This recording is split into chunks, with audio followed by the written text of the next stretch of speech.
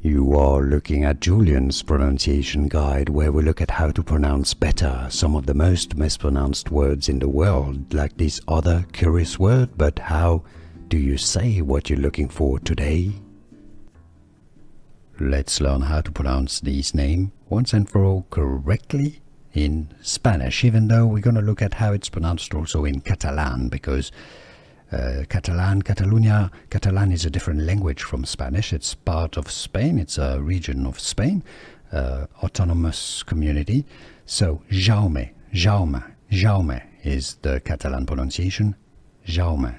Now in Spanish, it's pronounced Jaume, but Catalan, Jaume, and it's James, Catalan for James. So it's more a Catalan name. So usually the pronunciation should be more as Jaume.